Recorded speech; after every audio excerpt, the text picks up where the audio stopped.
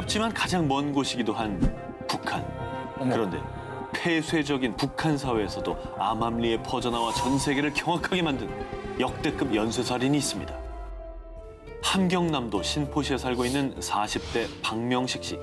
그에게 한 가지 걱정거리가 있었습니다. 바로 수년째 차도를 보이지 않는 간경화. 유명한 의사를 찾아도 백방수소문에서 좋다는 약을 써봐도 점점 더 짙어만 가는 병세. 그런데 옛날에 용한 점쟁이를 알아.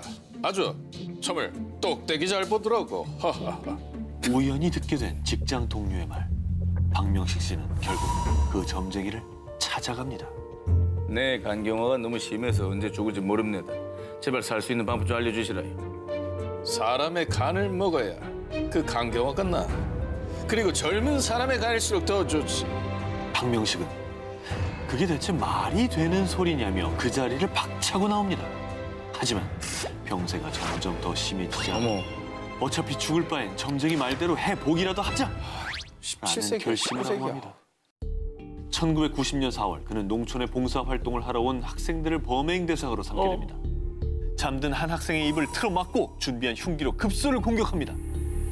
과연 그는 살인에 성공을 했을까요? 실패했으면 좋겠다.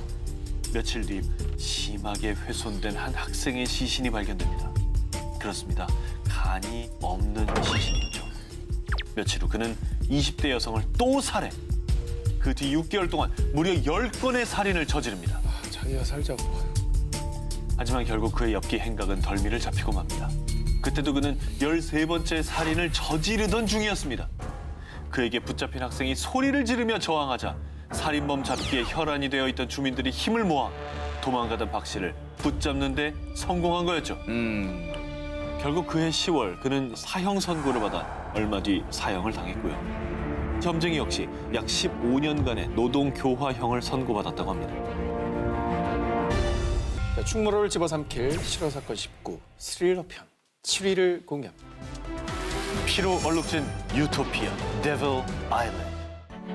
1906년 멕시코의 포르피리오 디아스 대통령은 태평양에 위치한 무인도 클리퍼든 섬에 대한 실효적 지배를 인정받기 위해 섬에 등대를 건설하고 책임 장교인 라몬 아르노를 필두로 13명의 군인과 아내 그리고 하인들을 보냈습니다. 이들은 클리퍼든 섬을 유토피아로 만들기 위해 많은 땀을 흘렸고요. 그 결과 1914년 섬의 주민은 무려 100여 명으로 늘어났는데요.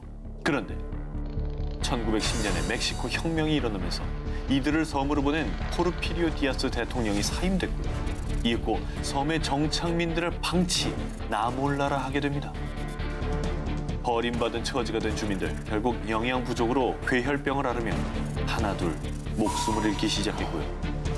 식량을 구하기 위해 바다로 나간 책임 장교와 섬의 남자들은 카누가 침몰해 모두 사망하고 맙니다. 이제 클리퍼든 섬에 남아있는 주민들은 모두 여자들과 아이들뿐. 그런데 이 절망적인 상황에 등장한 한 남자. 무리와 떨어져 홀로 절벽 아래 오두막에 살았던 등대지기 빅토리아노 알바레즈였습니다. 이때부터 유토피아를 꿈꾸던 클리퍼든 섬은 지옥의 섬으로 변하기 시작합니다. 빅토리아노는 섬의 왕을 자처하며 모든 여자를 성노예로 삼았고요. 자신이 소지한 소총 한 자루만 남기고 다른 무기는 모두 바다에 버린 후 자신을 거역한 사람들을 무자비하게 살해하기 시작합니다. 빅토리아노는 책임 장교의 아내였던 엘리시아를 자신의 아내로 맞이하겠다고 하는데요. 그런데 이때 엘리시아는 굶어 죽던 아니면 빅토리아노에게 죽게 되는 건 매 한 가지다. 결혼을 준비할 시간을 달라고 한 뒤 빅토리아노가 방심한 사이 남겨진 사람들과 함께 도끼와 망치로 그를 죽이고 맙니다. 그런데 그때 해안선 너머에 있는 미국 상선 요크타운호가 이들 앞에 나타난 겁니다. 결국 엄마와 아들 페드로는 다른 생존자들과 함께 그곳을 빠져나올 수 있었습니다. 다행이네.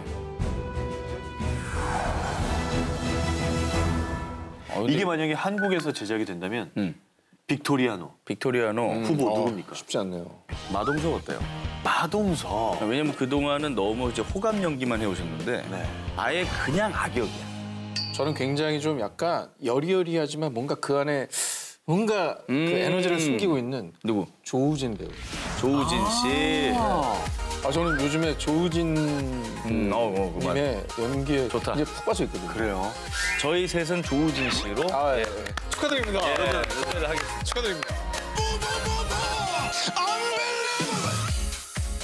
자, 충무로를 집어삼킬 실화 사건 19 스릴러 편 6위 공개합니다. 사라진 10년 나를 찾아줘. 이탈리아 남부의 한 마을 운전 중이던 알로이시오 조르다노 씨는 음주 단속 경찰을 만나게 됩니다. 잠시 저 검문이 있겠습니다. 어딘가 모르게 불안하고 떨리는 눈빛의 조르다노. 그런데 그때 여기요. 저 뒷좌석의 아이는 누굽니까? 아들인가요? 아무 대답도 하지 않는 조르다노. 결국 조르다노는 경찰과 함께 집으로 향했는데요. 그런데 경찰은 그의 집에 들어서자마자 놀라움을 금치 못합니다. 아, 뭐냐 또. 온 집안은 쥐와 벌레로 들끓었고 심지어 화장실도 플라스틱 양동이뿐. 그런데 더 충격적인 것은 이 지옥 같은 곳에 온몸이 찢기고 멍든 채 묵혀있는 여자와 날로 보이는 어린 소녀가 함께 있었다는 겁니다. 아, 이게 뭐야 또. 아니, 이게 도대체 무슨 상황이에요, 이게? 지난해 11월 이탈리아 전체를 큰 충격에 빠뜨린 이 사건. 지난 11월. 얼마 안 됐네요. 지난 11월이요? 그렇습니다. 이 비극의 시작은 10년 전으로 거슬러 올라갑니다. 이탈리아 남부 지젤리아 근처의 한 시골 마을에 루마니아 출신의 19세 소녀가 일자리를 구하기 위해 찾아왔는데요. 이 소녀가 찾은 일자리는 불치병을 앓고 혼자 사는 한 부인의 간병인 자리. 하지만 부인의 병색은 점점 악화되어 갔는데 그런데 그때 오랜 시간 집을 떠나 있던 부인의 남편 알로이시오 조르다노 씨가 돌아왔던 겁니다. 자, 그런데 안타깝게도 부인은 남편이 돌아온 지 얼마 되지 않아 결국 세상을 떠났는데요. 간병인 소녀에게 조르다노 씨는 당분간 지낼 장소를 마련해 주겠다고 했습니다. 그런데 그녀가 도착한 곳은 털어빠진 오두막집 앞. 이때 뭔가 이상한 낌새를 느낀 소녀는 도망치려고 했지만 조르다노 씨에게 그대로 감금당하고 맙니다. 조르다노, 그의 정체는 알고 보니 여성 유괴 및 성폭행 혐의로 5년형을 선고받고 수감됐다가 풀려나 집을 오랜만에 찾아왔던 남자였던 겁니다. 자, 그리고 19세 소녀가 29이 될 때까지 무려 10여 년이나 흘러서야 세상에 알려진 지옥. 한 남자의 비뚤어진 욕망으로 짓밟힌 한 소녀의 10년. 그 시간은 그 무엇으로도 보상받을 수 없을 겁니다. 충무로를 집어삼킬 실화 사건 19 스릴러 편 5위 공개입니다. 완벽한 공무원의 이중 생활. 2011년 9월 어느 날 리양시의 한 경찰서로 한 여성이 뛰쳐들어옵니다. 살려주세요. 지금 지하 감옥에서 탈출했어요. 거기에 다른 여자들도 더 있어요.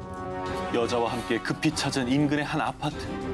평범해 보이는 아파트 외관과는 달리 지하에는 감옥으로 개조된 지하실이 존재했습니다. 그런데 더 놀라운 건 그곳에 3명의 여성이 갇혀있던 겁니다. 저렇게. 그렇게 그녀들의 존재와 함께 2011년 중국을 경악해 만든 사건의 전말이 드러나게 됩니다. 피의자 혐의는 고의 살인, 강간, 집단 매춤, 불법 감금, 마약 제조, 음란물 유포 등입니다. 이 엄청난 범죄를 저지른 사람은 단 한 사람. 그의 이름은 리하오.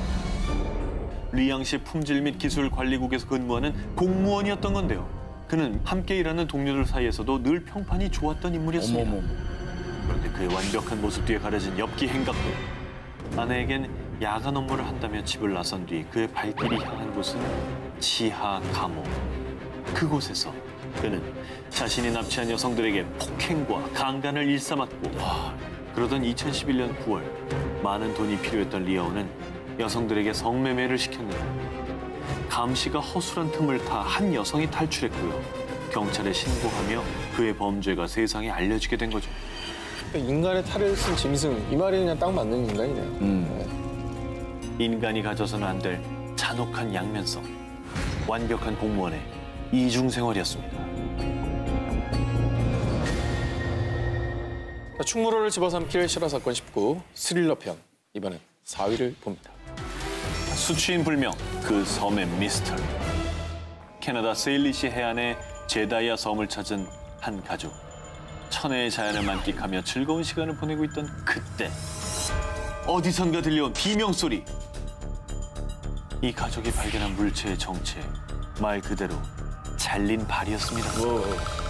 당시 제다이아 섬을 찾은 가족이 발견한 운동화는 양말을 신은 남성의 오른발이 들어있었습니다. 그리고 이로부터 일주일 후 인근의 가브리올라 섬에서도 또 다른 남성의 오른발이 발견되더니 무려 12년 동안 운동화를 신은 잘린 발이 18개나 발견되고 맙니다. 그런데 정말 더 의아하고 미스터리한 점은 발견된 발은 딱 복숭아 뼈 위치까지 잘려져 있었으며 운동화를 신었다는 공통점이 있었는데요. 아우, 웬일이에요. 이게 우리 저 한강에서 이런 일이 있다고 생각해보세요. 복숭아 뼈까지만 잘린 진짜 너무 무서운데요? 운동화 신는 발들이 막 18개가 발견했다고요. 오, 어머, 다리도 못 건널 것 같은데 그러면? 이게 어디서 온 거야? 왜 그러는 거예요? 결국 캐나다 연방 경찰은 대대적인 조사에 나섰지만 안타깝게도 그 어떤 단서도 찾지 못했고요. 그렇지 않아도 잘린 발들이 혹시나 근처에서 풍랑을 맞은 어부나 여객기 사고의 희생자라고 추정해서 일일이 DNA 조사도 해봤지만 대부분 신원을 확인하지 못했다고 하는데요.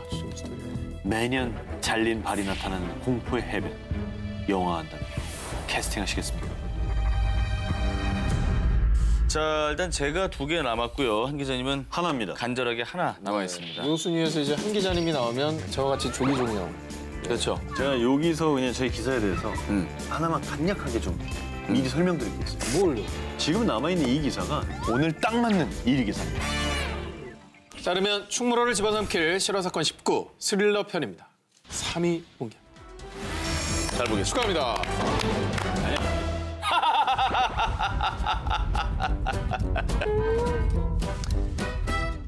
행방불명된 등산객을 찾기 위해 홋카이도 다이세트 산 위를 날던 경찰 헬리콥터. 순간 기묘한 문양을 발견합니다. 그 문양은 바로 SOS라고 쓰인 구조 문자였죠. 그리고 실종된 등산객이 무사히 구조되면서 안도의 숨을 내쉰 그 순간 그는 경찰 조사에서 이 SOS 문자를 쓴 적도 본 적도 없다고 대답합니다.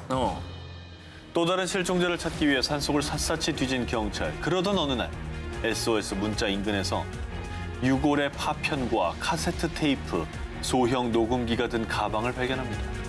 그리고 그 테이프 속에는 한 남자의 목소리가 녹음돼 있었는데요.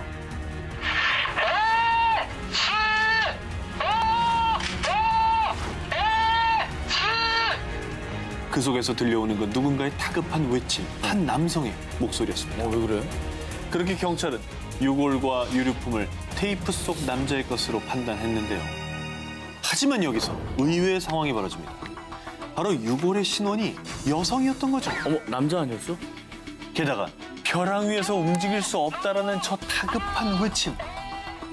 하지만 SOS 문자 인근 그 어디에도 벼랑은 존재하지도 않았습니다. 그리고 당시 행방불명자를 대상으로 대대적인 수사를 펼쳤고요. 결국 두 연인의 신원을 확인해냅니다. 우여곡절 끝에 사건이 해결되면서 경찰은 유가족에게 유류품을 전달하는데요. 그런데 이 목소리는 우리 애가 아니에요. 뭐야, 또. 테이프 속 목소리는 행방불명된 남자가 아니라는 거였죠. 뭐야, 또. 나오는 사람 몇 명이야? 결국 정체를 알 수 없는 제3의 인물이 등장하면서 수사는 또다시 미궁에 빠지는데요. 지금까지 일본 최대의 조난 미스터리로 불리는 이 사건. 과연 그 남자의 정체는 무엇이었을까요? 충무로를 집어삼킬 실화 사건 19 스릴러 편. 자, 오늘은 전 세계 스릴러 팬들을 매혹시킬 실화 사건을 소개해드리고 있습니다. 자, 그러면 대망의 1위 특종 후보를 만나보도록 할까요? 좋습니다. 마지막 항해, 아내에게 가는 것. 그날의 진실을 파헤친다. 1986년 김포국제공원. 자, 충무로를 집어삼킬 실화사건 19 스릴러 편. 저 전 기자의 첫 번째 1위 특종 후보 공개합니다. 2016년 3월 조업에 나선 필리핀 어부 크리스토 에스카르테는 돛이 부러져 있는 수상한 요트를 발견합니다. 신고를 받은 경찰은 즉시 수색에 나섰는데요. 놀랍게도 배 안에선 미라 상태로 변한 한 남성의 시신이 발견됩니다. 오, 정말 진짜 백골이 됐어. 기이하게도 책상에 엎드린 채 그대로 굳어버린 남성의 시신. 대체 그는 누구이며 어떤 사연 때문에 이런 모습으로 발견이 된 걸까요? 경찰의 확인 결과 죽은 남성은 59살의 독일인 만프레드 프리츠 바이오라트였습니다. 자, 그런데 부검 이후에 밝혀진 사인은 급성 심근경색. 그리고 더 놀라운 것은 그가 죽은 지 고작 7일밖에 되지 않았다는 점입니다. 아무리 그래도 저렇게 될 수가 있어요. 믿기 어려운 일이지만요. 건조한 바닷바람, 뜨거운 온도, 그리고 소금기가 섞인 공기가 그를 단 7일 만에 완벽한 미라로 만들어버린 겁니다. 그는 왜 혼자서 이 험한 바다에 나서게 된 걸까요? 만프레드는 아내인 클라우디아와 함께 요트를 타고 전 세계 곳곳을 여행했습니다. 그런데 2008년 두 사람은 안타깝게도 이혼을 했다고 합니다. 더 안타깝게도 2010년엔 아내가 암으로 사망을 하고 맙니다. 하지만 아내와 헤어진 뒤에도 쓸쓸히 혼자 항해를 계속했던 만프레드. 그리고 2009년 그는 결국 실종이 됩니다. 그런데 미라게 된 남자 곁에 남겨진 마지막 메모가 미스터리를 더합니다. 우리는 지난 30년간 같은 길을 함께 걸었다. 그런데 어떤 힘이 우리를 갈라놓았고 당신은 떠났다. 마치 사망한 아내의 죽음을 아는 듯한 메시지를 남긴 거죠. 죽는 순간까지 아내를 추억했던 항해사 만프레드. 대체 그는 아내와 헤어진 7년간 어디를 그토록 헤매고 있었을까요? 미라가 된 항해사 남편의 풀리지 않는 미스터리였습니다. 충무로를 집어삼킬 실화사건 19 스릴러편. 전 기자의 두 번째 1위 후보를 공개합니다. 33년 전 가슴 아픈 사건이 일어났던 그 현장. 우리나라의 대표적인 국제 관문 역할을 해온 김포국제공항입니다. 1986년 가장 큰 스포츠 행사인 아시안 게임을 앞두고 당시 공항은 눈코 뜰 새 없이 바쁜 상황이었습니다. 여느 날과 다를 것 없이 오가는 승객들로 분주했던 공항청사. 그런데 국제선 5번 출입구와 6번 출입구 사이에 있었던 스테인리스 쓰레기통에서 갑자기 큰 폭발이 일어났습니다. 이 폭발로 인해서 일가족 4명과 당시 공항관리공단 직원 1명은 그 자리에서 숨졌습니다. 현장을 수사한 관계자들에 따르면 당시 폭발은 수류탄 무려 7개와 맞먹는 폭발력을 지닌 것으로 추정. 자, 그런데요, 당시 사고를 두고 경찰은 물론 국가안전기획부, 보안사령부까지 합세해 수사를 했지만요. 모든 수사력을 동원했지만 아시안게임을 앞둔 상황이라 단서가 너무 부족합니다. 라고 발표했고요. 결국 이 사건은 영구 미제 사건으로 분류가 됐습니다. 그런데 역사 속에 잊혀져 가던 이 충격적인 사건의 범인을 집요하게 쫓는 한 남자가 있었으니 바로 마이니치 신문사 무라타 노부이코 기자였습니다. 그는 무려 23년이 지난 2009년 3월 자신이 쫓은 진실을 세상에 알렸는데요. 사건의 배후 조종자는 고 김일성과 김정일.